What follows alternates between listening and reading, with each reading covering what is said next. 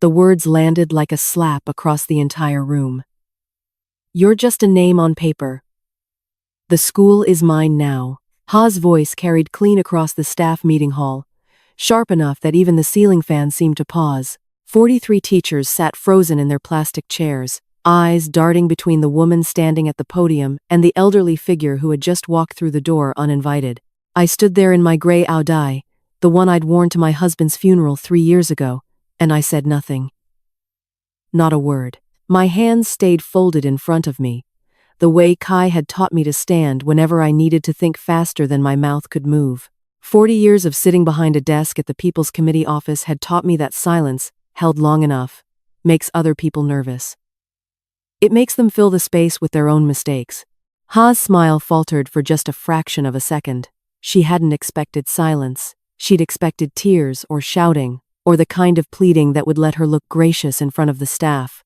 Instead, I simply let the corner of my mouth lift, the smallest curve, barely visible, unless you were watching closely. And everyone in that room was watching closely. A young teacher near the back, a woman who'd only been hired last year, leaned toward her neighbor and whispered something I couldn't hear. I imagined she was asking why the founder's widow looked almost amused at being humiliated in front of her dead husband's entire staff, why the old woman with silver hair pulled into its usual tight bun wasn't crumbling the way Ha clearly wanted her to. The truth was simpler than any of them could guess. I wasn't thinking about Ha at all in that moment. I was thinking about the morning, 11 months earlier, when I'd first noticed the small inconsistency in the board meeting minutes that had been left, carelessly, on the photocopier in the administration office. A single line, easy to miss if you weren't trained to read documents the way I'd been trained for 4 decades. A line that didn't belong. That morning felt impossibly far away now, standing in this hall with 60 pairs of eyes on me, but it had been the beginning of everything. The first stone dropped into still water, sending ripples I'd been quietly tracking ever since. Ha cleared her throat, recovering her composure, addressing the room as though I weren't standing 3 meters away. As I was explaining before we were interrupted, the transition of management responsibilities will be finalized by the end of this semester. The founding family has given their full blessing. She gestured vaguely in my direction without quite looking at me, as if I were a piece of furniture someone had forgotten to remove from the stage before the performance began. The founding family. As if I weren't half of that family. As if my name hadn't been written into documents that existed long before Ha had ever set foot inside this building. I let my eyes travel slowly across the hall, taking in the faces I recognized. Teacher Fook sat near the front row, his posture rigid, his jaw tight in the particular way it tightened whenever he was forcing himself to stay quiet. He'd been Kai's first student. The boy who used to walk 4 kilometers each morning just to sit in my husband's makeshift classroom under a tin roof. Back before any of this existed. Now he was 60 years old himself, teaching literature to teenagers who had no idea their school had been born from nothing but a teacher's stubbornness and a wife's quiet faith in him. My granddaughter Min An sat 3 rows back, 16 years old, her school uniform pressed and neat, her eyes wide with something between confusion and fury. She hadn't known I was coming today. None of them had. I'd planned it that way, slipping into the back of the hall just as Ha began her announcement, timing my arrival, the way I used to time my arrivals at committee meetings, where I knew certain officials were hoping I wouldn't show up at all. The wind outside picked up, rattling the old wooden shutters along the east wall of the hall, the same shutters Kai had installed himself in the school's 3rd year, when money was tight and he refused to let a contractor charge him twice what the materials were worth. I could smell, faintly, the incense that always lingered near the school's small shrine in the courtyard, the one dedicated to the teachers and students who had passed, the one I lit candles at every year on the anniversary of the school's founding. Someone must have lit incense there that morning. Perhaps. Fook. He never forgot the date. Ha was still talking, her voice smooth and rehearsed, the voice of someone who had practiced this speech in front of a mirror. She spoke of modernization, of partnership opportunities, of bringing the school into a new era. Buzzwords strung together like beads on a string, meant to distract from what was actually happening. I had heard speeches like this before, decades ago, from district officials trying to justify decisions that had already been made behind closed doors before the public meeting ever started. I thought of the old proverb my mother used to say when I was a girl, watching the perfume river swell during flood season. The water that runs quietest is often the deepest. People mistake silence for weakness because they have never learned to read what lies beneath stillness. They see calm water and assume there is nothing underneath, no current, no force, no history pulling at the riverbed. They forget that the deepest waters make no sound at all until something disturbs them. I let Ha finish her speech. I let her thank the staff for their patience during the transition. I let her smile, her practiced smile, and gesture toward the future as though she alone had built it. And when she finally looked at me, expecting perhaps a final confrontation, expecting me to break the silence I'd held for the better part of 15 minutes, I simply inclined my head slightly, the way I would acknowledge a junior officer who had just finished an unremarkable report. Then I turned, and I walked out of the hall the same way I'd walked in, quiet, unhurried.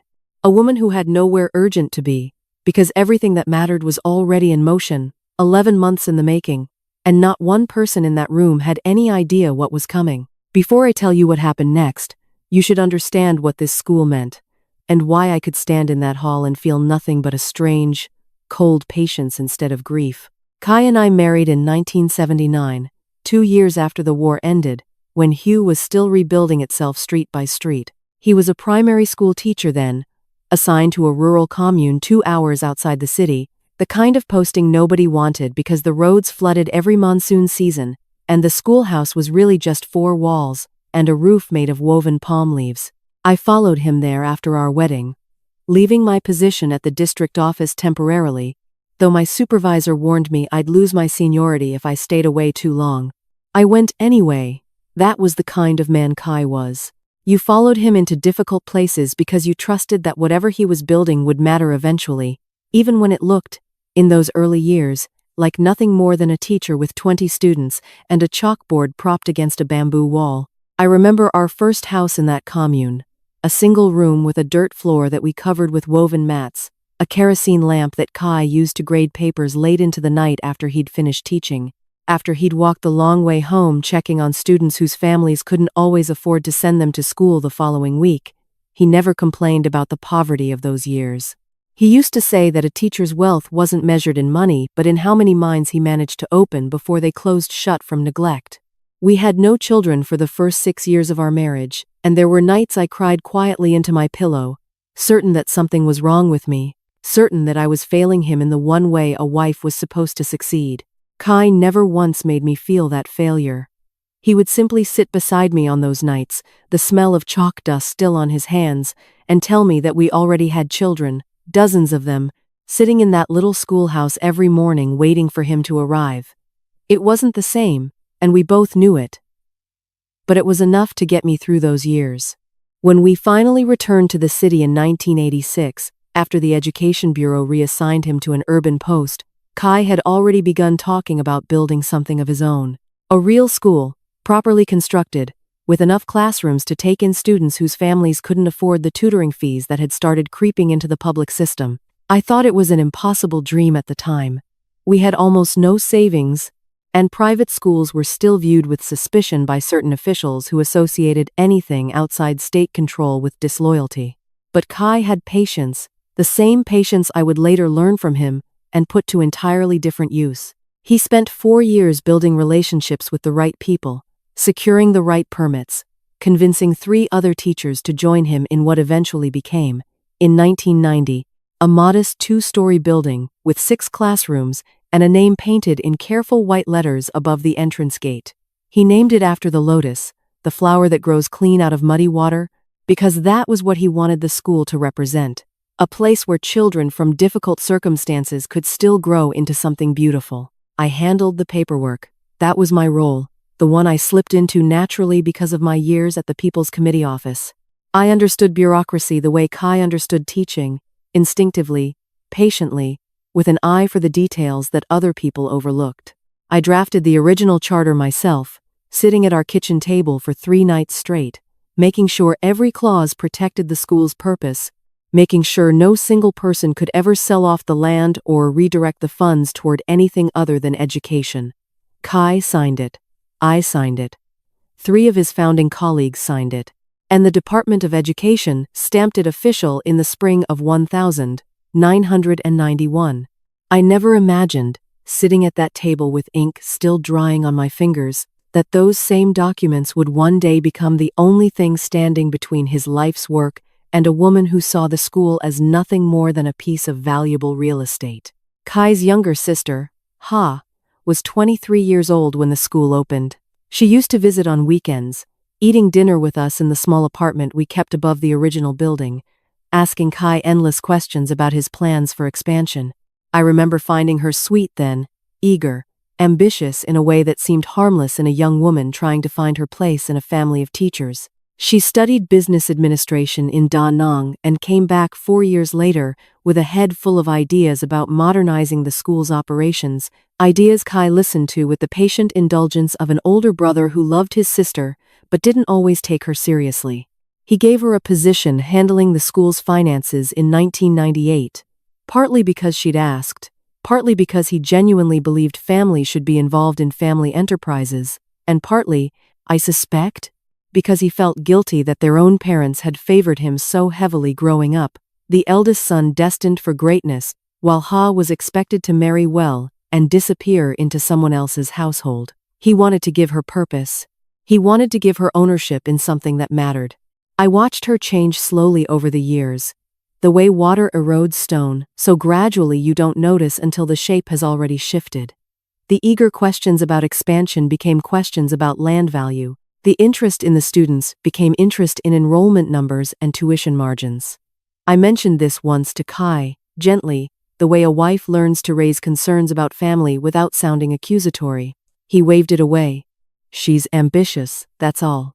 Ambition isn't a scene, Barkuk. The school needs people who think about its future, not just its present. I never raised it again.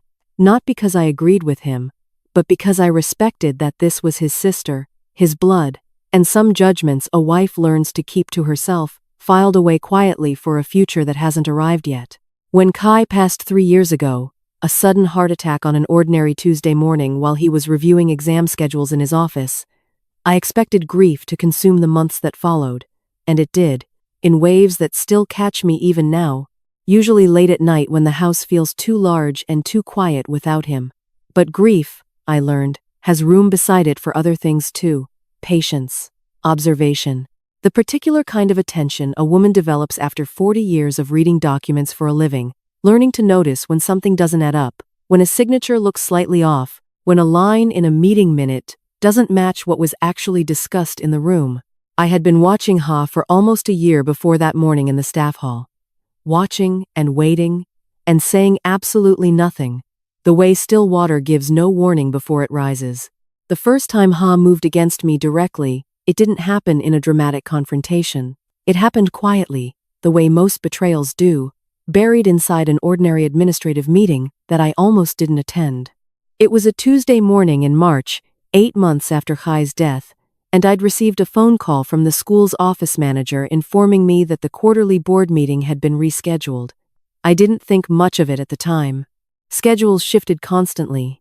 Teachers had conflicts.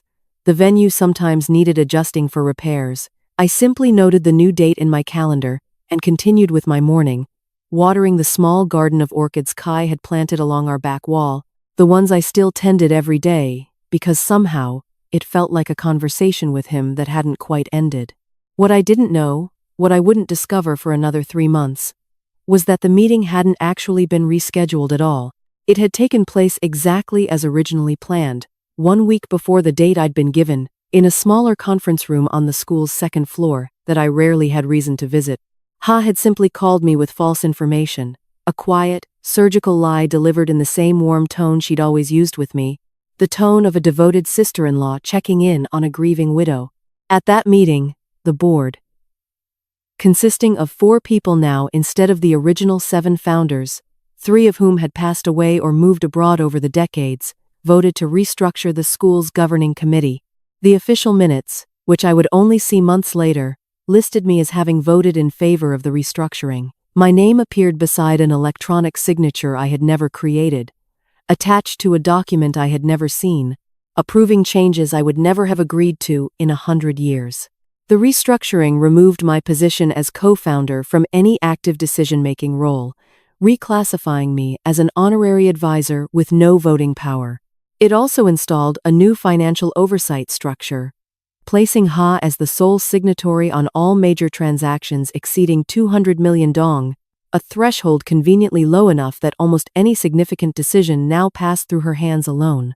I discovered this not through any dramatic revelation, but through ordinary diligence, the kind of work I'd done for 40 years without anyone noticing or thanking me for it. I had developed a habit, in the months after Kai's death, of visiting the school's administrative office once a month simply to review the filing cabinets, partly out of nostalgia, partly because some instinct I couldn't fully name told me to keep paying attention even when everyone assumed an elderly widow had no further role to play. It was during one of these visits, in late June, that I found the photocopied minutes left carelessly on top of the machine, forgotten by whoever had used it last. I read through the document once, then twice, my hands suddenly cold despite the warm afternoon pressing against the office windows. The date of the meeting, my listed attendance, my fabricated vote.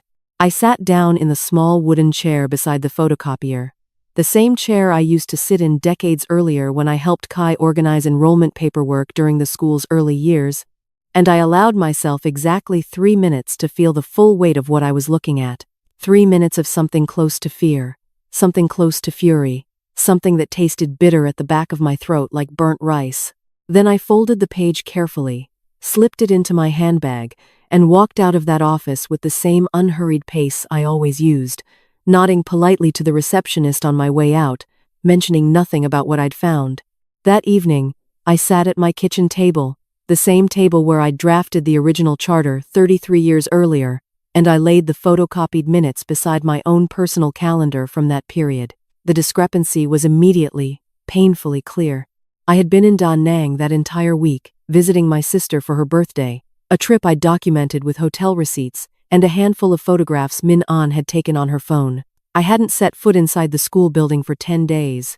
I thought about calling Ha directly, demanding an explanation, the way perhaps a different woman might have done. But 4 decades of working within bureaucratic systems had taught me something important about confrontation. The moment you reveal what you know, you lose the advantage of watching what happens next. You give the other person time to adjust their lies, to cover their tracks, to prepare their defense before you've even gathered enough evidence to make an accusation stick. So instead, I did what I had always done best. I observed. I waited. I began keeping a quiet record of everything that crossed my path, every inconsistency, every unexplained expense I glimpsed on documents left open in the administration office, every conversation I overheard during my monthly visits that didn't quite match what Ha presented publicly to the staff and to me. I noticed the contractor's truck parked outside the school 3 times that summer, unloading equipment for renovations no one had mentioned to me, renovations that seemed less concerned with classroom improvements and more focused on the southern wing of the property, the section closest to the main road, the section with the highest commercial value if the land were ever sold to developers. I noticed Darn Kwok Bao, the former head of the parent association, suddenly reappearing at the school after nearly 5 years of absence, no longer in his old role but introduced now as a strategic consultant, a title vague enough to mean almost anything. I remembered Bao from years earlier, a man who had once tried to convince Kai to lease part of the school grounds to a private tutoring company for additional revenue, an idea Kai had rejected outright, citing the original charter's strict prohibition against commercial use of any portion of the property. I began to understand, slowly, the shape of what was forming around me. Not a single betrayal but a careful architecture of deception, built piece by piece over months, designed to strip away my legal standing while keeping me publicly positioned as a respected but increasingly irrelevant widow, someone to be photographed at ceremonies, and quietly excluded from anything that actually mattered. I said nothing to Min An during those months, not wanting to burden a 16-year-old with suspicions I hadn't yet confirmed. I said nothing to Phuc either, though I noticed him watching me with a particular concern during those occasional visits, the kind of look an old student gives a teacher's widow when he senses something has shifted but can't quite name what. I kept my silence, and I kept watching, and I told myself the same thing my mother used to tell me during typhoon season, when the water rose slowly along the riverbank, giving no warning of how deep it would eventually become. Patience is not the absence of action. Sometimes patience is the most demanding action of all. By the time autumn arrived, I had already begun making quiet visits to a law office 2 districts away, far enough from the school that no one would recognize me walking through the door, close enough that I could manage the appointments without drawing suspicion from anyone keeping track of my schedule. What I didn't yet know, sitting in that small law office for the first time in September, was just how much further this betrayal would reach before it was finished, and how close to home the next discovery would strike. The law office belonged to a woman named Dear Lin, recommended to me by a former colleague from my committee days who now worked in property law. Her office sat above a small pharmacy on a quiet street, nothing like the polished buildings downtown where Ha's new business associates seemed to conduct their meetings. I preferred it that way. Quiet rooms make for quiet work. I brought the photocopied minutes with me on that first visit in September, along with my personal calendar, the hotel receipts from Da Nang, and a stack of old documents I'd kept in a metal box beneath our bedroom wardrobe for over 3 decades. The original charter, yellowed at the edges now but still legible. The founding meeting minutes from 1991, with all 7 original signatures, including my own, written in the careful, deliberate handwriting I'd been taught as a girl. Photographs from the school's opening ceremony, Kai standing proudly in front of the gate, me beside him in my best ao dai, both of us younger than Min An, is now in some strange trick of memory. Dear Lin studied the fabricated meeting minutes for a long while, her expression unreadable, the particular stillness of a lawyer who has learned not to show her hand too early. Then she looked up at me and said something I have carried with me ever since. "Mrs. Cook, what you're describing isn't simply a family disagreement. If what you're showing me is accurate, this constitutes document fraud and breach of fiduciary duty. But proving it will require more than this single page. We need to understand the full scope of what's been altered." I spent the following weeks doing exactly that. I requested official copies of the school's registration documents from the Department of Education, citing my standing as a listed founder, a request that took 6 weeks to process and arrived only after I'd made 2 follow-up visits in person, sitting patiently in waiting rooms, the way I'd once sat across the desk from countless citizens during my own years as a civil servant, understanding now from the other side how exhausting that patience could be. What arrived confirmed what I'd already suspected but hadn't yet been able to prove. The board restructuring document filed with the department bore my forged signature, but more troubling, the school's registered land use designation had been quietly amended 18 months earlier, shifting a portion of the property from educational institution, non-transferable, to a more ambiguous classification that left room for future commercial development. The amendment had been filed under Ha's signature as financial director, with a supporting letter claiming the change reflected updated school needs. A letter that referenced a board vote that, according to the original minutes I possessed, had never actually taken place. I sat in Dear Lin's office that afternoon, the autumn light slanting through her window blinds in thin gold stripes across her desk, and I felt something shift inside my chest, something between vindication and a grief I hadn't expected.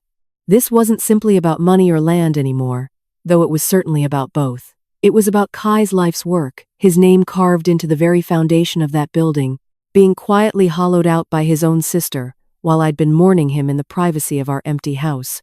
I thought of him then, the way I still sometimes did in unexpected moments, catching myself wanting to turn and tell him something before remembering the space beside me was empty. I thought of the small shrine I kept for him in our front room, the incense I lit every morning before breakfast, the photograph of him laughing at something just outside the camera's frame, taken the year before he died. I wondered what he would have said, watching his sister dismantle everything he'd built piece by careful piece. I suspected he would have been disappointed, but not surprised. He'd always seen the best in people, sometimes past the point where the evidence suggested he shouldn't. I was not my husband. I had spent 4 decades reading the worst in documents, the small inconsistencies that revealed larger truths, the gaps between what people said and what they actually did. Kai had built the school with faith. I would have to protect it with something colder and more precise. That evening, walking home from the bus stop in the early dusk, the wind carrying the first cool edge of autumn through the narrow street where I'd lived for over 30 years, I passed the small temple at the corner, where neighborhood women still gathered each evening to light incense for their ancestors. I stopped, as I sometimes did, and lit a single stick for Kai, watching the thin gray smoke curl upward into the darkening sky, carrying with it whatever prayers I no longer had words for. I thought about the proverb again, the one about still water running deepest, and I understood now why it had stayed with me through all these months of quiet watching. People had spent my entire life mistaking my silence for emptiness. My colleagues at the committee office, who assumed the quiet woman processing their paperwork had no opinions of her own. Ha, who clearly believed that an elderly widow, stripped of her official role and grieving her husband, would simply accept whatever she was told and fade quietly into the background of a school that no longer needed her. What none of them understood was that still water doesn't stay still because it has nothing moving beneath the surface. It stays still because everything that matters is happening below, where no one thinks to look. I returned home that night and sat for a long while in front of Kai's photograph. The incense smoke curling between us, and I made a decision I'd been circling for weeks without quite admitting it to myself. I would not simply gather evidence and present it quietly to the proper authorities, the way dear Lynn had initially suggested, filing a formal complaint that would wind its way slowly through bureaucratic channels while Ha continued, in the meantime, to consolidate her control over everything Kai had built. I would wait. I would continue gathering, continue watching, continue letting Ha believe that the grieving widow she'd dismissed posed no threat at all, and when the moment was right, when she was standing in front of everyone who mattered, certain of her victory, certain that the old woman with the silver bun had nothing left to offer except quiet acceptance, I would show them exactly what still water could do when it finally decided to rise. But that decision was still weeks away from becoming real, and I had no way of knowing, sitting there in the candlelit quiet of my front room, that the very next morning would bring a discovery I hadn't anticipated. Something Min An would tell me in a hushed, frightened voice that would change the entire shape of everything I'd been planning. Min An found me in the kitchen the next morning, still in my nightgown, the kettle just beginning to whistle on the stove. She stood in the doorway with her school bag still on her shoulder, her uniform shirt only half tucked in, and I knew from the look on her face that something had shifted overnight.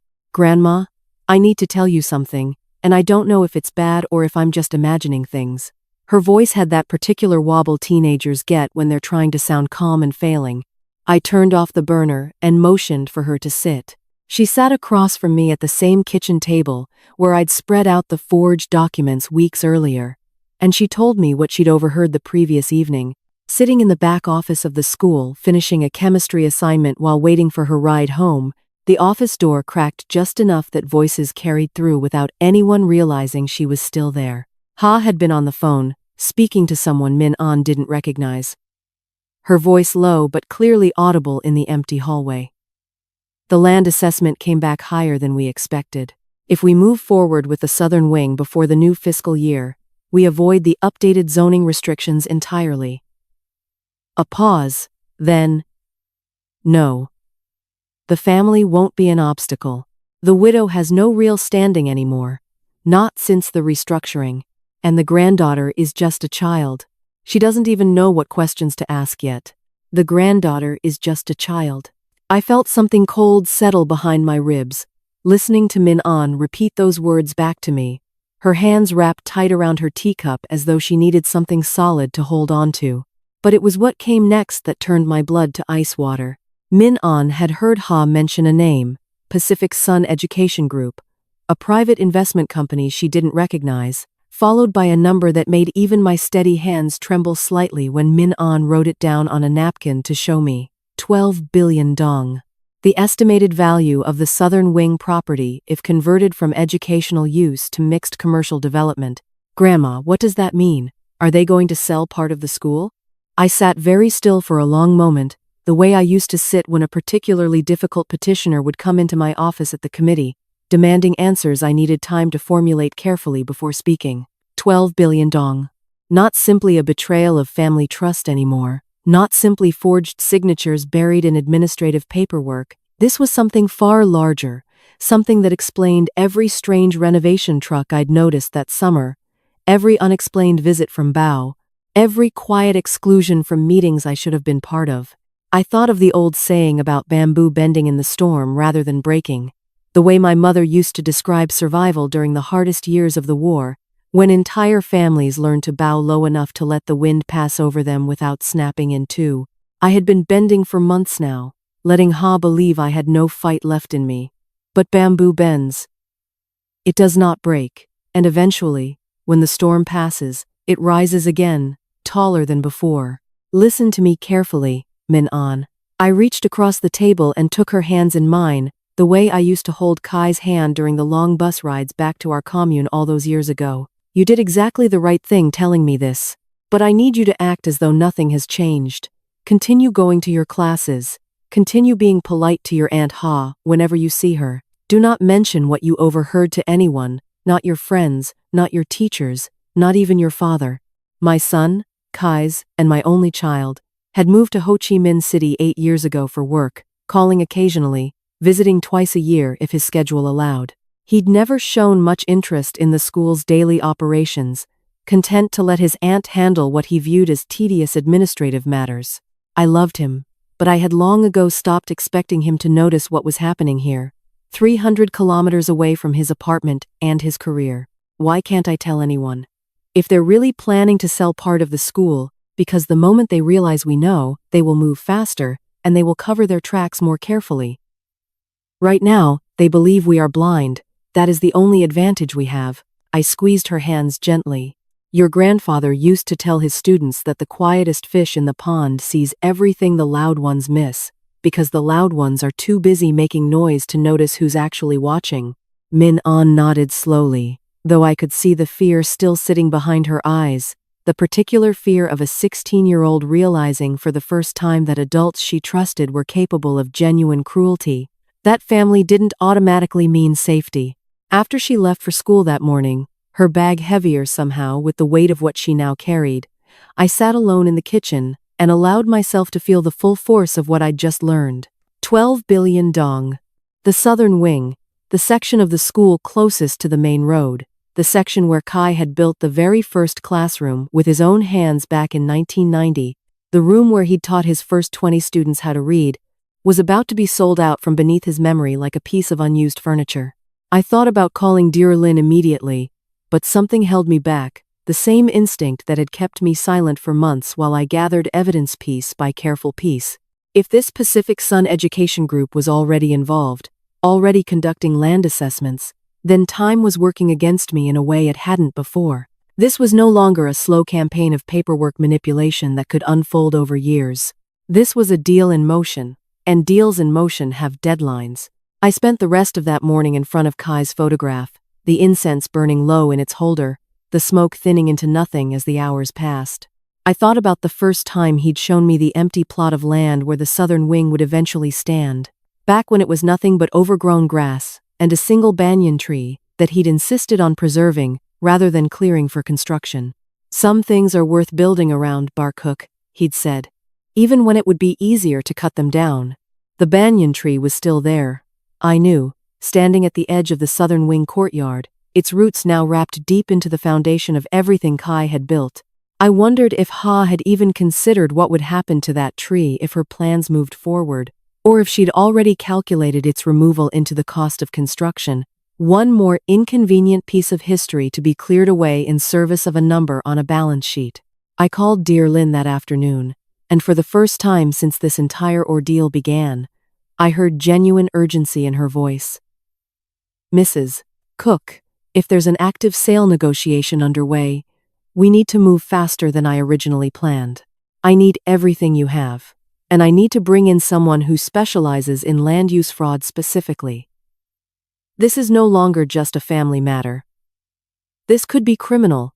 I sat with the phone against my ear, watching the last thread of incense smoke dissolve into the afternoon light.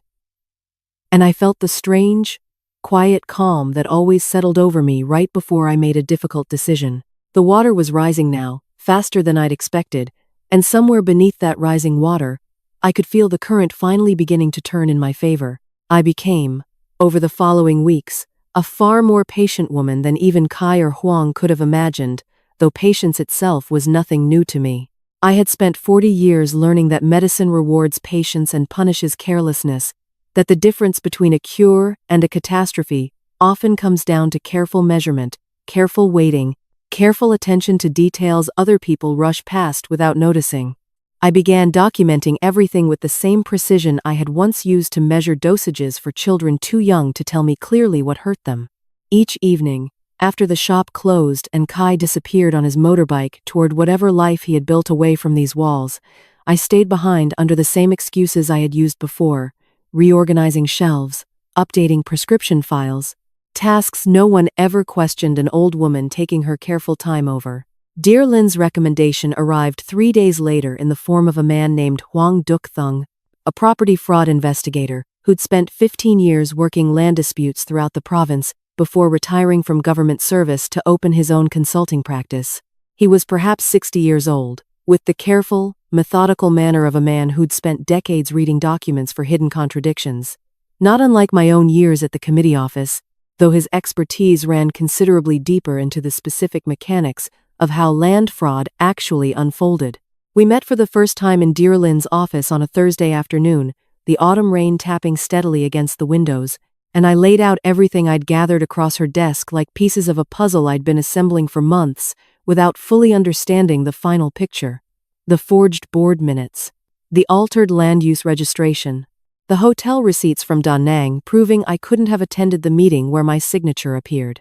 Min An's account of the overheard phone call, written out carefully in my own handwriting, since I refused to let my granddaughter testify to anything until absolutely necessary. Thung studied each document with a slow, deliberate attention that reminded me, oddly, of Kai examining a student's exam paper, looking not just at the final answer but at every step of reasoning that led there. Mrs. Cook, he said finally, setting down the altered land use registration. This amendment was filed using a digital signature system that requires biometric verification. Whoever submitted this either had access to your sister-in-law's actual credentials, which seems likely given her position, or they bypassed the system through a clerk willing to look the other way for the right price. Can you find out which? Give me 2 weeks. It took him exactly 11 days. During that time, I continued my careful performance of irrelevance, attending the small ceremonial events the school still invited me to, the kind where Ha would introduce me to visiting parents as our beloved founding family advisor, her smile warm and practiced, her eyes never quite meeting mine for longer than necessary. I smiled back, asked polite questions about enrollment numbers, complimented the renovated reception area, and gave absolutely no indication that I now possessed enough evidence to dismantle every assumption she'd built her entire scheme upon. There was a particular satisfaction in those weeks that I hadn't expected to feel, a quiet, private hum of vindication beneath my carefully maintained calm. Each time Ha spoke to me with that same false warmth, each time she patted my hand and told me how grateful she was for my continued support of the school's transition, I thought of the folder sitting in Dear Lin's office, growing thicker by the week, and I felt something close to amusement settle in my chest. Let her believe what she wanted to believe. Let her keep building her tower on a foundation I was quietly excavating from beneath her feet. Thung's report, when it finally arrived, confirmed what we'd suspected, but with details more damning than I'd anticipated. The clerk at the district land registration office, a young man named Tuan, who'd only held his position for 2 years, had accepted payments totaling 15 million dong over the previous 8 months to expedite and approve documentation that should have required additional verification. Bank records, which Thung had obtained through channels I didn't fully understand and chose not to question, showed the payments originating from an account registered to Darnquok Bao, the supposed strategic consultant, rather than directly from Ha herself, a careful layer of separation designed to protect her if anyone ever traced the money. They were careful, Thung told me during our follow-up meeting, but not careful enough. Most people who commit this kind of fraud assume no one will ever look closely enough to find the seams. They're usually right, Because most victims don't have the patience or the resources to investigate properly. You had both. I thought about that observation for a long while after I left his office that evening, walking home through streets slick with the season's first heavy rain, my umbrella doing little against the wind that kept turning it inside out. Most victims don't have the patience. I'd spent 40 years cultivating patience as a professional skill, learning to wait out difficult petitioners at my desk, learning to let silence do work that arguments never could. I'd never imagined that same patience would one day become the only weapon standing between my husband's legacy and complete destruction. That night, I sat with Kai's photograph as I did most evenings now, the incense smoke curling upward in thin gray ribbons, and I allowed myself a moment of something close to satisfaction, though grief still sat heavy beneath it. I thought of the old expression about a tiger that hides its claws, not because it lacks the strength to fight, but because the right moment for fighting hasn't yet arrived. I had been hiding my claws for nearly a year now, letting everyone around me believe I was simply a grieving widow, fading quietly into irrelevance. But the documents were assembling themselves now into something undeniable. The forged signature. The fraudulent land use amendment. The bribed clerk.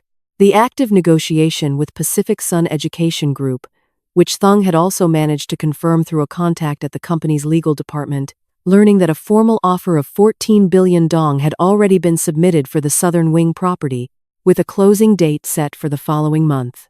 A month. That single detail changed everything about my timeline. I had been planning, in the back of my mind, to wait until I'd gathered every possible piece of evidence before moving forward, the same way I'd once waited months to finalize complicated administrative cases at the committee office, never rushing, always making certain every detail was secured before taking action. But a month no longer afforded me that luxury. I called a meeting with Dear Lin and Thung for the following week, and during that meeting, we began outlining what would eventually become my plan to confront Ha publicly, in front of the very people she'd spent months convincing of her version of events. Dear Lin initially suggested a quieter approach, filing formal complaints with the Department of Education and the Provincial Land Registry, allowing the bureaucratic process to slowly unfold while Ha remained unaware that anyone had discovered her scheme. But I shook my head, thinking of that morning in the staff hall when she'd looked at me with such casual contempt, certain that an elderly widow posed no threat to her plans.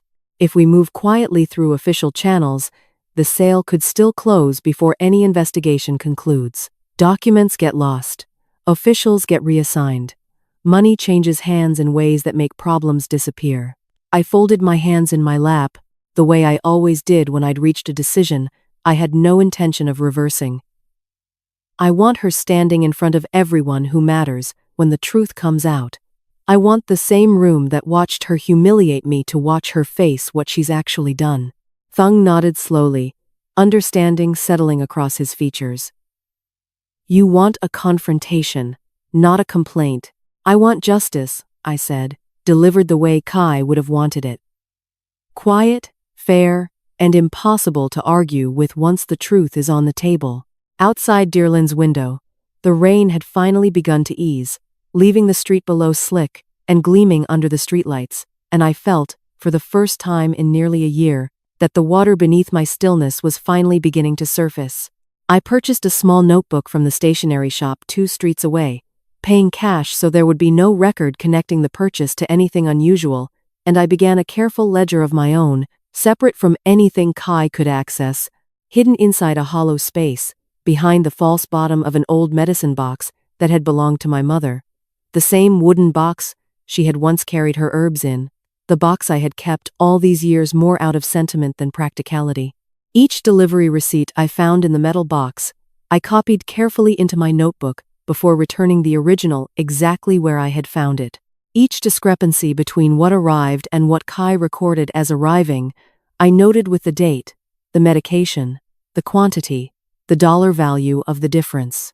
Within 3 weeks, the pattern that emerged was far larger than the single shipment that had first caught my attention. Across the past 4 months alone, I calculated nearly 31 million dong in phantom inventory, money paid to Hong's company for medication that had never actually arrived on our shelves. And beneath that financial fraud sat the second, far more serious pattern, the substituted batches, the diluted medications quietly mixed in among legitimate stock, sold to unsuspecting customers at full price and full trust. I began collecting physical samples as well, small quantities pulled discreetly from different batches over different weeks, each one labeled only with a date and stored in a sealed container I kept in the same hidden compartment as my notebook. I returned twice more to Dr. Trin, each time with a different sample, and each time her analysis confirmed what I already feared. The dilution was not limited to a single medication or a single batch. It appeared to be a systematic practice, affecting at least 4 different common prescriptions that moved through our shop in steady volume. There was a particular satisfaction, quiet and private, in watching Kai and Hong grow more confident with each passing week, entirely unaware that every confident step they took was being recorded in a hidden notebook only inches away from where they stood discussing their next move. I thought of an old proverb my father used to repeat about the buffalo who grazes peacefully in a field, never noticing the farmer counting his steps from a distance, planning exactly when and how he intends to bring the animal home. Hoang began visiting more frequently, sometimes twice in a single week, always arriving with paperwork that Kai signed without ever showing me, always leaving with a folder of documents I was no longer permitted to review without specifically requesting them. A request Kai had begun discouraging with increasingly transparent excuses about my health, my need for rest, my deserved freedom from the burdens of daily operations after so many years of hard work. "You should be enjoying your retirement, Aunt Lan," he told me one afternoon, his voice carrying the particular gentleness people use when they believe they have already won. "Let me handle the difficult parts now. You have given enough to this place." I smiled at him, the same way I had smiled the day he first told me I was too old to understand this business, and I told him he was very thoughtful, very capable, that I trusted him completely. The words tasted strange in my mouth, but I had learned long ago, watching my mother negotiate with difficult village officials over land disputes when I was a girl, that sometimes the strongest position is the one that appears weakest, that a woman who seems to surrender everything is often the woman who has simply chosen to wait for a better moment to act. I continued my evening rounds through the shop after closing, continued copying figures into my hidden notebook, continued collecting samples that Dr. Trin analyzed with growing concern each time we met. I began, carefully and without raising suspicion, asking quiet questions of a few longtime customers, people I had served for decades, people whose loyalty I trusted completely. I asked them gently whether they had noticed any changes in how certain medications looked or felt, framing my questions as simple quality concerns rather than the beginning of an investigation that was steadily building towards something far larger than either Kai or Hoang could imagine. 3 customers besides Mrs. Hoa described similar experiences. A slight change in taste, a slight change in how quickly a tablet dissolved, symptoms that had crept back slowly after months of feeling stable, symptoms they had simply attributed to aging rather than to anything wrong with their medication. Each conversation added another small stone to the foundation I was quietly building, a foundation built not on accusation or confrontation but on patient, careful documentation, the kind of evidence that could not be argued away with confident words and reassuring smiles. I thought often, during those weeks, of something Kan used to say about the medicine business itself, a lesson he had repeated to Kai many times when the boy was still young enough to listen without resentment. "The most dangerous mistake a pharmacist can make," Kan would say, "is trusting the label more than the substance. Paper can claim anything. Only careful examination reveals the truth."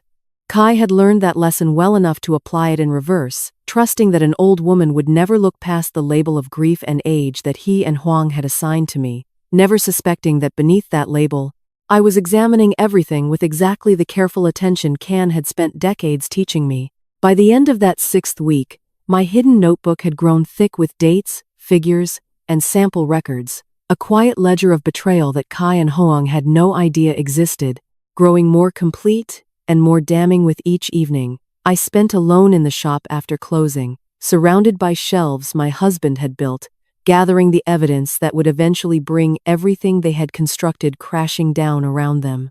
Ha's confidence grew louder in the weeks that followed, the way confidence always does in people who believe they've already won.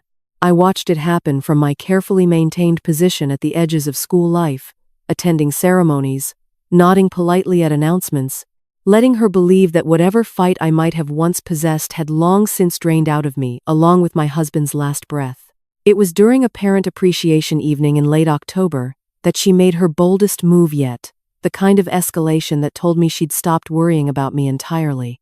The school's main hall had been decorated with strings of warm yellow lights, parents and teachers mingling over tea and small plates of food, the entire evening designed to celebrate 20 years of educational excellence, though I noted with quiet bitterness that none of the printed programs mentioned Kai's name even once, his entire legacy reduced to a vague reference about our founding vision. Ha stood at the podium that evening in a deep red dye, her hair styled in a way that struck me as deliberately modern, deliberately distant from the modest practicality I'd always favored.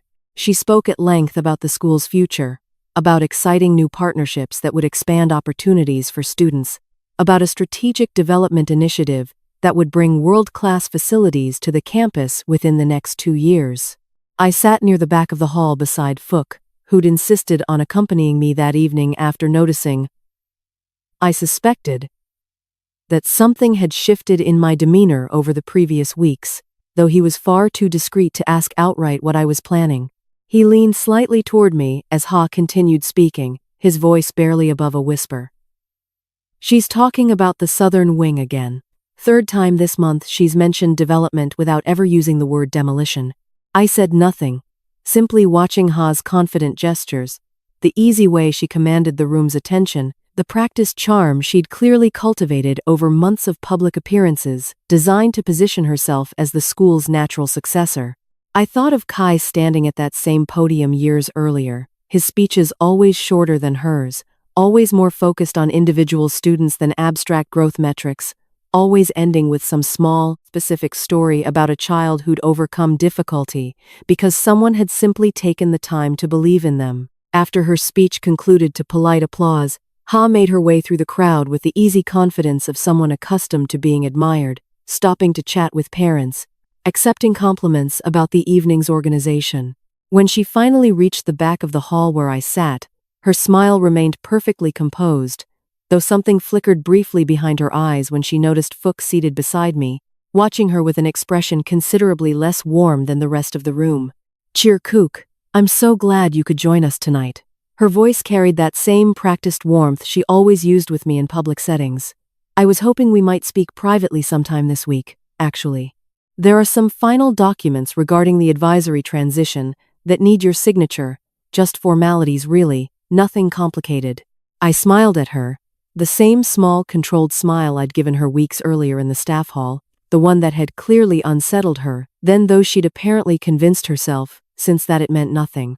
Of course, Ha. Whatever you think is necessary. She seemed pleased by my easy compliance, patting my shoulder gently before moving on to greet another cluster of parents near the refreshment table, and I watched her walk away with the particular satisfaction of someone who has just confirmed that her opponent has no remaining fight left to offer.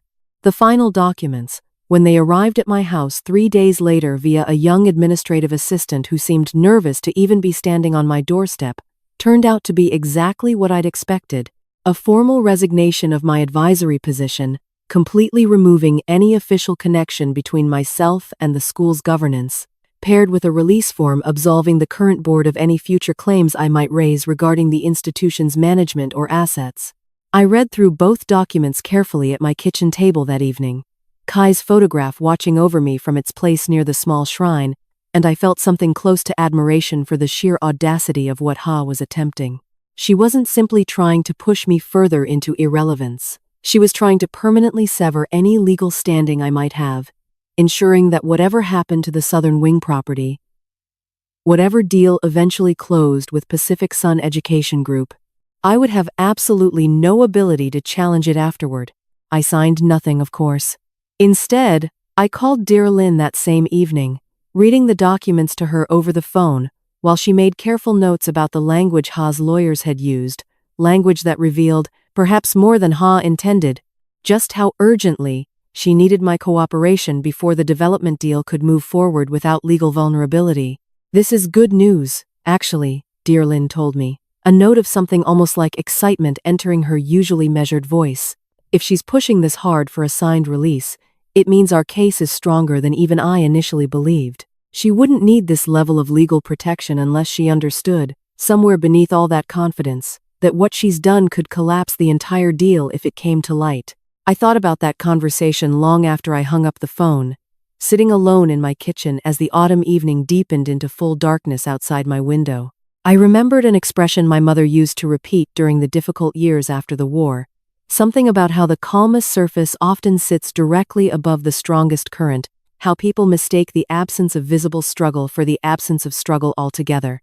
Ha believed she had nearly won. She believed the grieving widow had finally accepted defeat, finally agreed to fade quietly into the background while younger, more ambitious hands reshaped everything Kai had built into something unrecognizable. She was sending me release documents now not because she feared me, but because she was simply tidying up the last loose thread before closing a deal worth 14 billion dong.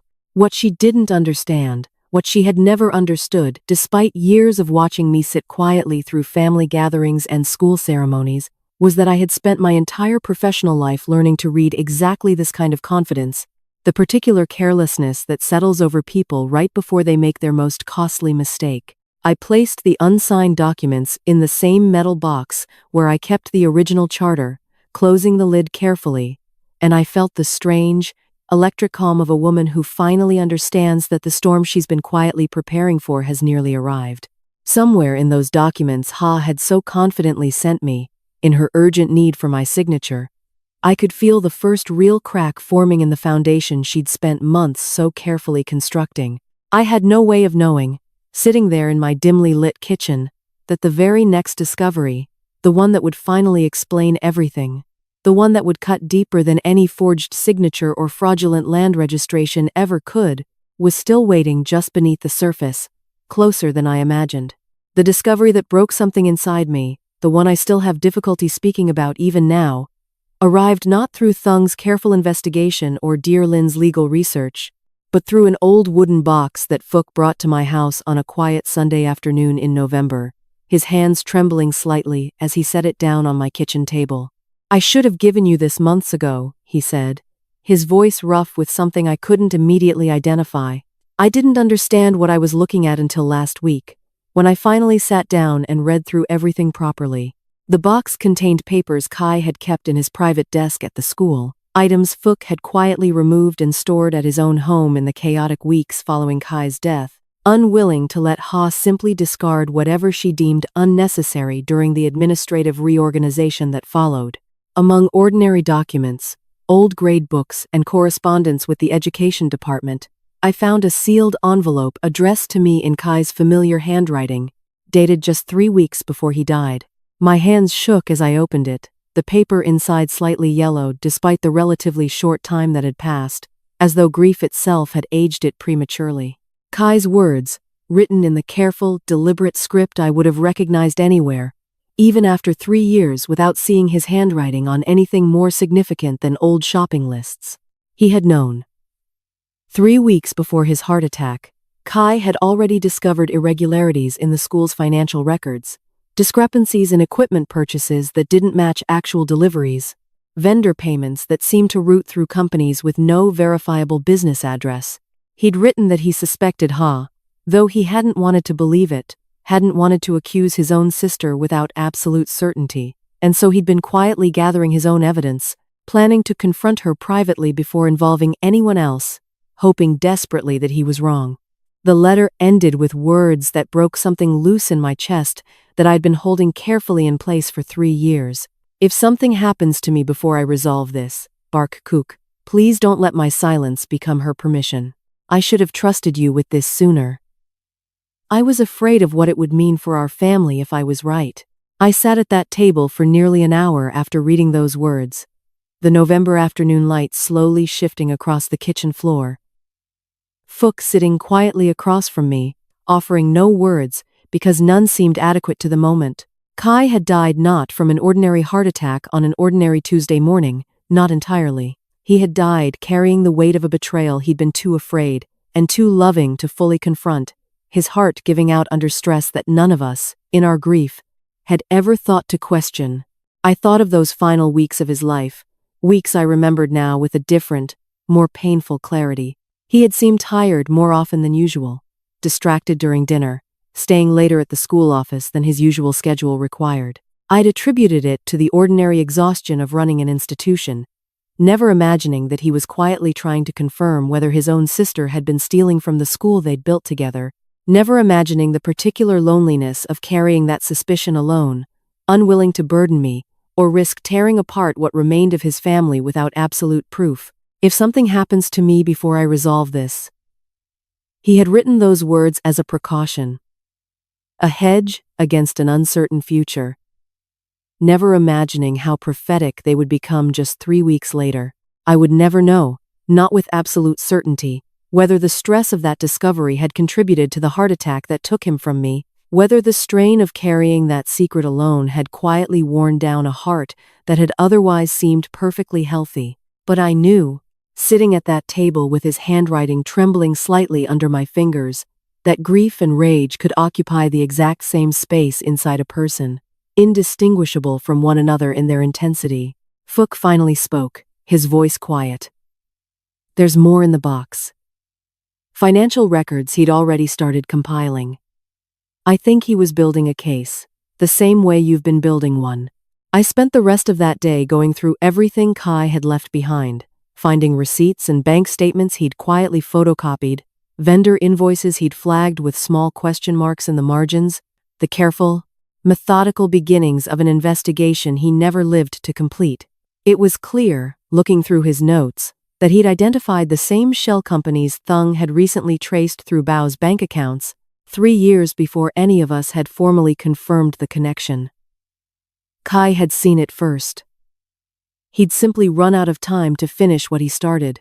That evening, after Fook left and the house fell into its familiar quiet, I sat in front of Hai's photograph longer than I had in months, the incense burning low, the smoke curling upward into a darkness that felt, for the first time since his death, genuinely heavy with unfinished business.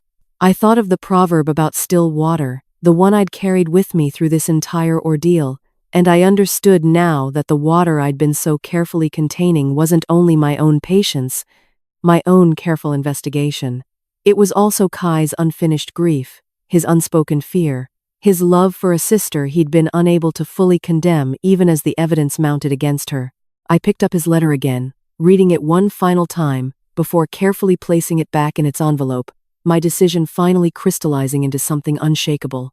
This was no longer simply about protecting the school's assets, or even about restoring my own dignity after months of careful humiliation.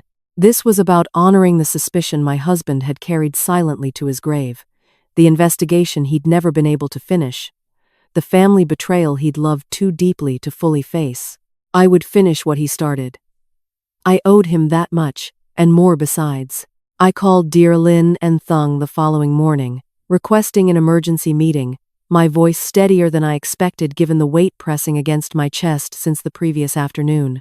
When they arrived at my house that evening, I laid Kai's letter alongside everything else we'd gathered, watching their expressions shift as they understood the full timeline of what had actually happened. This changes the legal framing significantly, dear Lin said quietly, reading through Kai's handwritten notes with visible emotion crossing her usually composed features. If we can establish that he was actively investigating fraud at the time of his death, and that his death may have been connected to the stress of that discovery, this isn't just financial fraud anymore. This becomes a case with much deeper implications. I shook my head slowly, my hand still resting on the envelope containing my husband's final, unfinished message to me. I'm not interested in proving causation for his death. That isn't a battle I can win, and it isn't the battle I need to win. I looked up at both of them, feeling something settle into place inside my chest, cold and certain as winter water. I want everyone in that room to understand exactly what she took from him. Not just the money, but his trust, his peace, his final weeks of life spent carrying a secret he was too afraid to share even with his own wife. That is the price she's going to answer for, in front of everyone who ever believed she deserved his legacy. Outside my window, the wind had picked up, rattling the old shutters Kai had installed himself decades earlier, and somewhere in that sound, I thought I could almost hear him agreeing with what I was about to do. The weeks following Fook's revelation became the most carefully orchestrated period of my entire life, more demanding in their precision than any administrative case I'd ever managed during my 4 decades at the committee office. Every detail mattered now. Every document needed to be perfectly sequenced, every piece of evidence verified twice over, because I understood, with absolute clarity, that I would have exactly one opportunity to present this case before Ha and her associates closed the deal with Pacific Sun Education Group permanently. Dear Lin worked alongside Thung to compile everything into a formal legal package, organized with the same methodical precision Kai had once brought to his own incomplete investigation. The original charter and founding meeting minutes, proving my unbroken legal standing as co-founder despite the fraudulent restructuring vote. The forged board minutes themselves, compared directly against my verified travel documents from Da Nang. The bribery records connecting Bao's bank account to the corrupted land registration clerk. And now, woven through everything else, Kai's own handwritten notes from those final weeks of his life. Evidence that the fraud had begun years before his death. Evidence that he had suspected his sister long before any of us had proof. I requested a final meeting with dear Lin during the first week of December, sitting across from her desk as the winter light grew thin and gray outside her office windows, and together we mapped out exactly how the confrontation would unfold. The closing ceremony for the Pacific Sun Education Group partnership had been scheduled for the following Friday, a formal event in the school's main hall with representatives from the development company, several board members from the district education office, and a gathering of parents and staff that Ha had been quietly cultivating support from for months, believing she'd already secured every necessary approval. She'll have the contracts ready for signature, dear Lin explained, spreading a printed schedule across her desk that Thung had managed to obtain through his contacts within the company's administrative staff. The representative from Pacific Sun will speak first, followed by remarks from the district education official, confirming the property's reclassification, and then Ha will formally sign the transfer agreement in front of everyone. That's when I'll arrive, I said quietly, the decision settling into place with the same certainty I'd felt the night I first read Kai's letter. We spent the following days finalizing every detail. Thung arranged for a private notary to be present at the ceremony, ready to formally witness whatever documents I needed to present. Dear Lin prepared certified copies of every piece of evidence, bound together in a presentation thick enough to leave no room for doubt or argument, each page numbered and cross-referenced with painstaking care. I made arrangements with the district education department myself, using contacts I'd maintained since my own years working alongside their office, ensuring that a senior official with actual authority over school registrations would be present, someone capable of halting the ceremony the moment fraud was demonstrated. I told Minan everything during those final days, no longer willing to keep her in the dark about what was coming.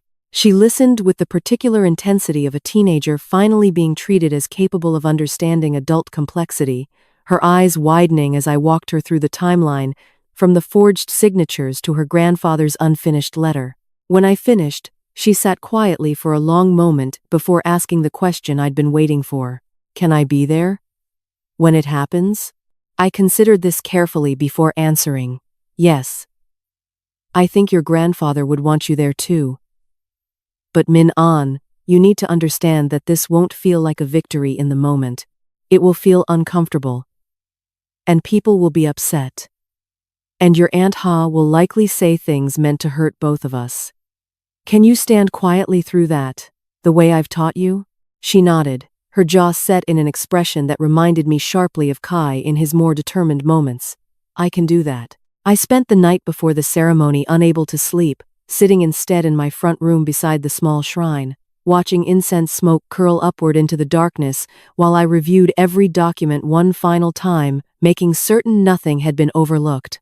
I thought of Kai's letter, now safely included in the evidence package, his careful handwriting finally about to receive the public acknowledgement he'd never lived to give it himself.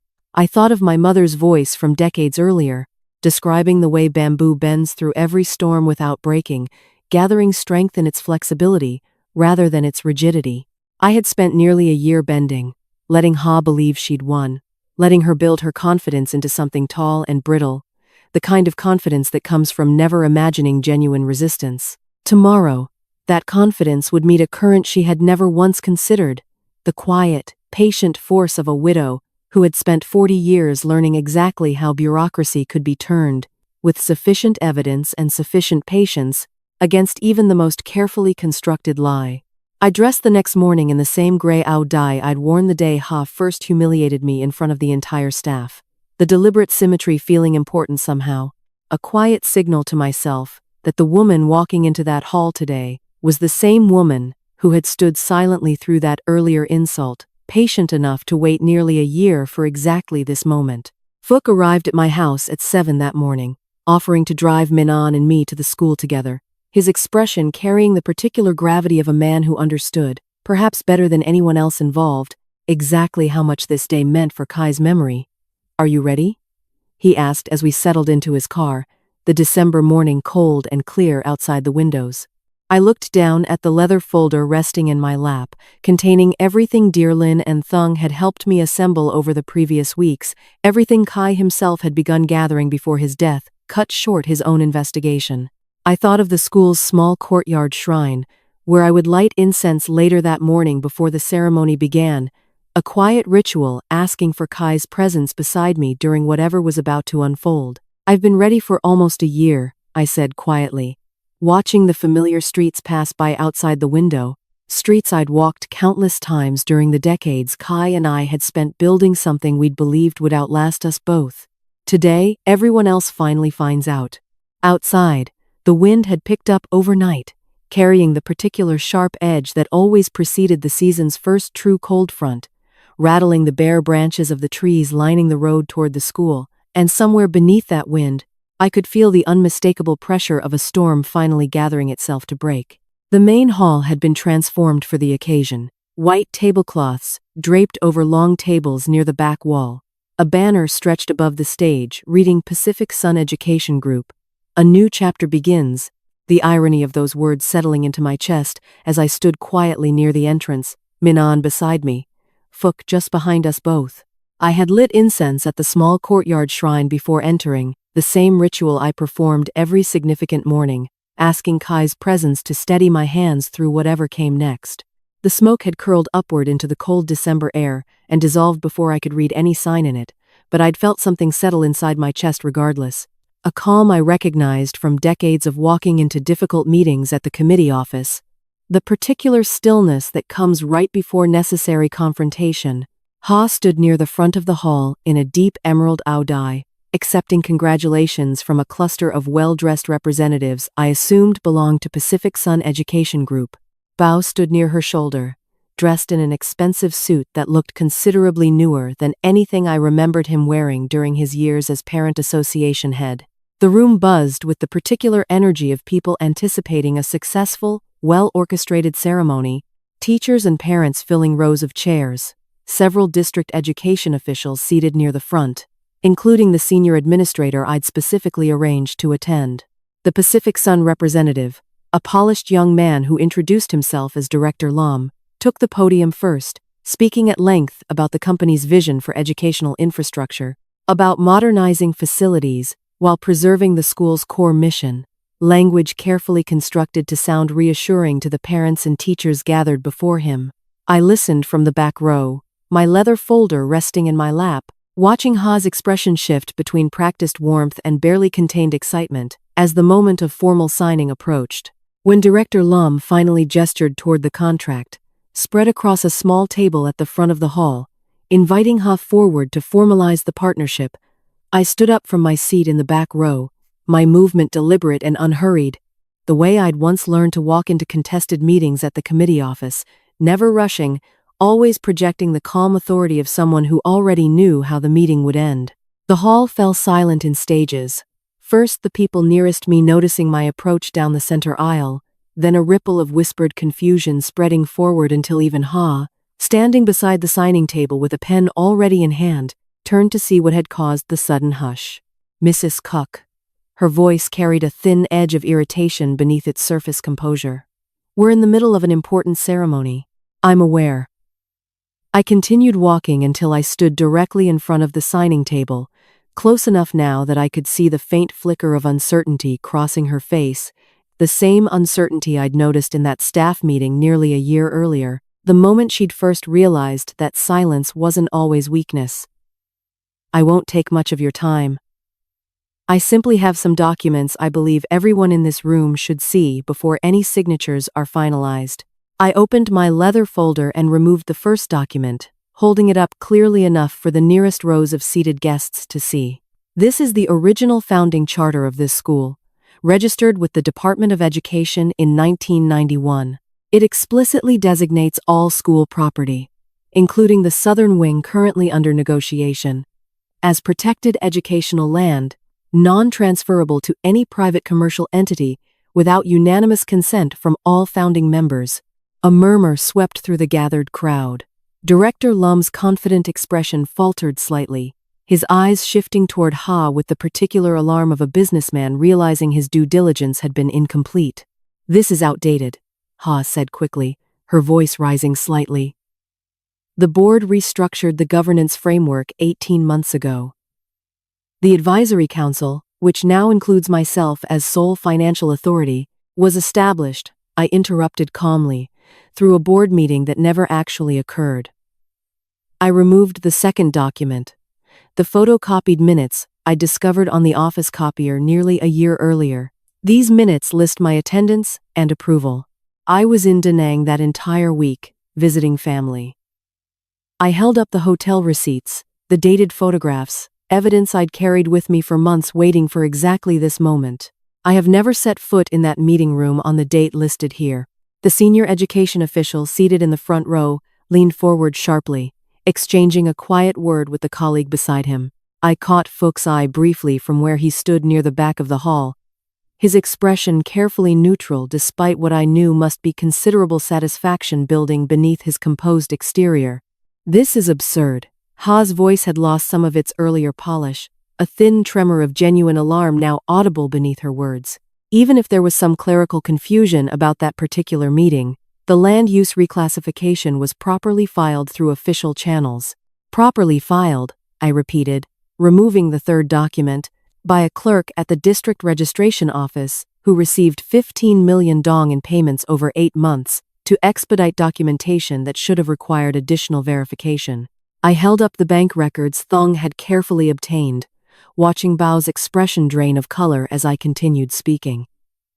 "Payments that originated from an account registered to Mr. Darn Kwok Bao, standing right beside you." The room had gone completely silent now, except for scattered, nervous whispers, every eye fixed on the unfolding confrontation at the front of the hall. Bao stepped backward slightly, his hand moving instinctively toward his jacket pocket as though reaching for a phone, perhaps already calculating how quickly he could remove himself from whatever consequences were about to materialize. I thought, in that brief silence, of the words Ha had spoken to me in this very building nearly a year earlier, the casual cruelty of dismissing me as nothing more than a name on paper, certain that a grieving widow had no real claim to anything that mattered. I had carried those words with me through every quiet investigation, every patient month of gathering evidence, every difficult conversation with lawyers and investigators who'd helped me build exactly this moment. "You're just a name on paper," I said quietly, repeating her own words back to her, watching recognition flicker across her face as she understood exactly what I was doing. "That's what you told me, in this hall, in front of the entire staff." I set the documents down carefully on the signing table, directly beside the contract Director Lum had prepared for her signature. But names on paper carry weight, Ha. Especially when those names belong to the people who actually built what you're trying to sell. I reached into my folder one final time, removing the last document, the one I'd saved deliberately for this exact moment. Kai's handwritten letter, the one Fook had brought to me weeks earlier, evidence not just of fraud but of the quiet suspicion my husband had carried silently to his grave. "This is a letter my husband wrote 3 weeks before he died," I said, my voice steady despite the weight pressing against my chest. "He had already discovered irregularities in the school's financial records. He suspected fraud, Ha. He suspected you, though he loved you too much to fully accept what the evidence was showing him." I looked directly at her, watching her composure finally begin to crack in front of the entire gathered crowd. "He never finished his investigation, because he died before he had the chance. I'm finishing it for him." The hall remained utterly silent, every face turned toward us, the weight of what I'd just revealed settling over the room like the first heavy moment before a monsoon finally breaks. The silence that followed lasted only a few seconds, but it felt suspended, the entire hall holding its breath together before everything began collapsing at once. The senior education official rose first from his seat near the front row, his voice carrying clear authority across the now silent hall. This ceremony needs to be halted immediately. Mrs. Cook, may I see those documents? I handed him the folder, watching him scan quickly through the charter, the forged minutes, the bank records, his expression growing increasingly grave with each page. Director Lum stepped backward from the signing table, his earlier confidence completely evaporated, already reaching for his phone with the particular urgency of a businessman recognizing a deal collapsing in real time, potential legal liability multiplying with every passing second he remained associated with the situation. Ha! His voice carried a sharp edge now, none of the warmth from earlier in the ceremony. You assured our legal team this transaction had clean title. If what's being presented here is accurate, Pacific Sun cannot proceed with this partnership. We need to discuss this immediately, privately. This is a misunderstanding, Ha said, though her voice had lost the smooth confidence it carried just minutes earlier, panic now bleeding through, despite her obvious effort to maintain composure in front of the gathered crowd. These documents can be explained. The meeting minutes were simply forged, I said quietly, using my name without my knowledge or consent, which constitutes document fraud under provincial law. I kept my voice level. The same measured tone I'd used during difficult conversations at the committee office decades earlier. Never raising my voice. Never giving her the satisfaction of seeing genuine anger, only calm, immovable fact. I have already filed formal complaints with both the Department of Education and the Provincial Land Registry. Investigator Huang Duc-Thung has compiled a complete report documenting the bribery payments to the registration clerk. Bao, who had been edging steadily toward the hall's side exit during the unfolding chaos, found his path suddenly blocked by two men I hadn't initially recognized, though I understood now, watching their quiet, deliberate movement, that Thung had arranged for their presence exactly for this contingency. Mr. Darnquok Bao, one of them said, his voice carrying official weight, we need to speak with you regarding payments made to a district registration clerk. Please come with us. The crowd, which had remained largely silent through the initial confrontation, began murmuring louder now, parents turning to whisper urgently with one another, several teachers near the front exchanging glances of barely concealed satisfaction. I caught sight of Teacher Fook standing near the back wall, his expression carefully neutral, though I knew him well enough to recognize the deep, quiet vindication settling beneath his composed exterior. Ha turned to face the crowd, perhaps sensing that her only remaining strategy involved appealing directly to public sympathy rather than continuing to argue against documents that clearly carried official weight. Everyone, please. I understand this looks troubling, but I have devoted years to this school. Whatever procedural mistakes may have occurred, my intentions were always to modernize and strengthen what my brother built, not to harm it.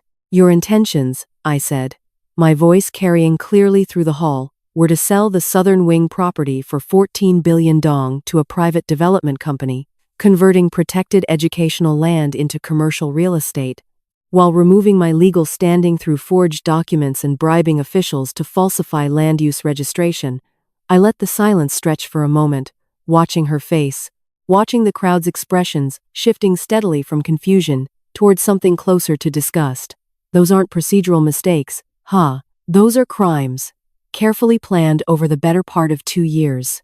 A woman near the front row, a parent I recognized vaguely from school events, though I couldn't immediately recall her name, stood up suddenly, her voice carrying sharp disbelief across the hall. I donated money last spring for the Southern Wing's renovation fund. You told us it was for new classroom equipment. Another voice joined her, a father somewhere in the middle rows. My son's tuition increase last semester, you said it was funding facility improvements. The questions multiplied rapidly now. Parents and teachers alike, standing to voice their own confusion and growing anger, the careful narrative Ha had constructed over many months, unraveling in real time before the entire gathered crowd. I stood quietly, amid the rising chaos, my part in the confrontation essentially complete, watching Ha's empire collapse not through any further action of my own, but through the simple, Inevitable weight of truth, finally meeting daylight. Director Lam had already moved several meters away, speaking urgently into his phone, his voice low but audible enough for me to catch fragments about legal exposure and immediate withdrawal from the partnership negotiations. The two men who had detained Bao were now escorting him toward the hall's exit. His earlier confidence completely gone, replaced by the particular desperate panic of someone watching years of careful planning collapse within minutes. The senior education official, who had been quietly conferring with his colleague throughout the unfolding chaos, finally stepped forward to address the crowd directly, his voice carrying official authority that immediately quieted the murmuring hall. Effective immediately, the Department of Education is suspending all administrative authority currently held by Miss Lei Thier Nok Ha pending full investigation into these allegations. The land use reclassification will be reversed, restoring the Southern Wing's protected educational designation. This ceremony is concluded. Ha stood alone now near the signing table, the contract still spread before her, completely abandoned by the partnership she'd spent months carefully constructing. I watched her eyes scan the crowd, searching perhaps for some remaining ally, some sympathetic face willing to defend her, but finding only the steady, unforgiving gazes of teachers and parents who had just learned exactly how thoroughly they'd been deceived. She turned finally toward me, her composure completely shattered now, something raw and desperate replacing the practiced warmth she'd maintained for so many months. "You destroyed everything I built here." "No," I said quietly, gathering my documents back into their folder, my voice carrying enough weight to reach the still murmuring crowd around us. "I protected everything my husband built. What you constructed on top of his legacy was never yours to claim." I turned and walked back toward Min An, who stood near the back of the hall with tears visible in her eyes, though her expression carried something closer to fierce pride than sadness. Fook fell into step beside us as we made our way toward the exit, the crowd parting quietly to let us pass. Several parents reaching out to touch my shoulder gently as I moved through them, murmured words of apology and gratitude blending together into something I didn't fully process until we'd stepped outside into the cold December air. Behind us, the hall remained in chaos, Ha's voice rising in increasingly desperate protests as officials continued questioning her, but I didn't look back. The storm I'd felt gathering for nearly a year had finally broken, and standing there in the courtyard beside the old banyan tree Kai had once insisted on preserving, I felt, for the first time since his death, something that resembled genuine peace settling into the empty space where grief had lived for so long. The investigation that followed took nearly 4 months to fully resolve, working its way through the careful bureaucratic channels I understood intimately from my own decades of government service. Ha was formally removed from any administrative role connected to the school, her financial authority revoked permanently, the land use reclassification reversed and restored to its original protected status, exactly as Kai had intended when he first registered the charter back in 1991.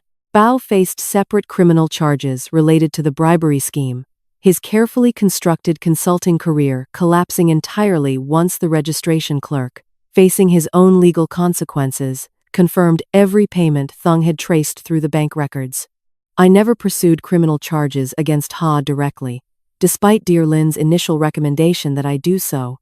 I sat with that decision for several weeks, turning it over carefully the way I once turned over difficult administrative cases at my old committee desk, weighing consequence against mercy, weighing what Kai himself might have wanted against what justice technically allowed. In the end, I chose restoration over punishment, formal removal and public accountability, rather than prosecution that would have likely sent her to prison. It wasn't forgiveness, not entirely. I don't know if I will ever fully forgive what she did, the years of quiet manipulation, the forged signatures, the slow dismantling of everything her own brother had spent his life building. But I understood, perhaps more clearly than anyone else involved, what it meant to carry a sibling's disappointment as a permanent weight. And I found I had no desire to add prison to that weight, not when the school's protection and Kai's memory had already been secured. The southern wing remains standing today, the old banyan tree still growing at its edge, its roots wound deep into soil that Kai himself once walked, deciding the tree was worth building around rather than clearing away. I think of that decision often now, the patient wisdom in choosing to work with what already existed rather than demolishing it for something supposedly more efficient. Min An has taken on a role at the school I never anticipated, Though looking back, perhaps I should have seen it coming all along. She spends her afternoons now in the administrative office, learning the careful, patient work of managing institutional paperwork, insisting that she wants to understand every document, every regulation, every protective clause her grandfather wrote into that original charter so many years ago. She tells me she wants to eventually take over formal stewardship of the school once she finishes university. Not as an owner seeking profit, but as a guardian continuing what her grandparents started. I gave her the original charter last month, the actual physical document I'd kept folded in that metal box beneath our wardrobe for over 3 decades. The ink slightly faded now, but every word still perfectly legible. I told her the same thing my husband once told me, sitting at that same kitchen table decades earlier. Both of us young and uncertain about whether the dream we were building would ever amount to anything lasting.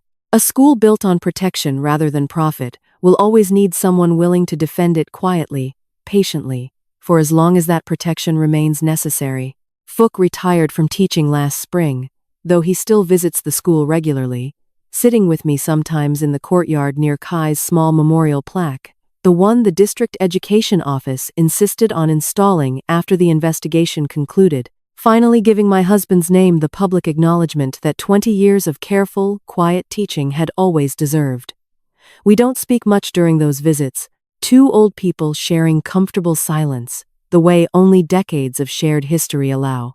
But I find a particular comfort in his presence, the last living connection to those early years when the school was nothing more than a shared dream between a young teacher and his patient wife. I light incense every morning still, the same small ritual I've maintained since Kai's death, watching the thin gray smoke curl upward into whatever light happens to be filtering through our front room window that particular morning. I think of him often during those quiet moments, his unfinished letter still safely preserved in the same metal box where I once kept the charter. A reminder now not of what I lost, but of what I managed to finish on his behalf. I think, too, of an old saying my mother used to repeat during the difficult years of my childhood, watching the river swell each flood season along the banks near our family home. The water that runs quietest is often the deepest, she would tell me, her voice carrying the particular wisdom of someone who had survived more storms than she ever wanted to count. People mistake stillness for emptiness because they have never learned to look beneath the surface for what's actually moving there. I understand those words differently now than I did as a young woman first hearing them. I spent nearly a year being underestimated, dismissed as nothing more than a name on paper, a grieving widow with no remaining fight left to offer the world.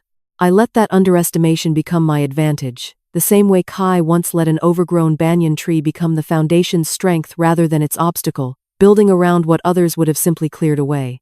I did not become wealthier through any of this. The school's assets remain exactly where Kai always intended them, protected for education rather than profit, and I have never once regretted choosing restoration over personal gain. What I recovered instead was something I value considerably more than money ever could have offered. My husband's unfinished legacy, properly honored, my granddaughter's understanding of what genuine stewardship requires, and my own quiet dignity, restored not through anger or vengeance, but through patience exercised long enough to let the truth surface entirely on its own timeline.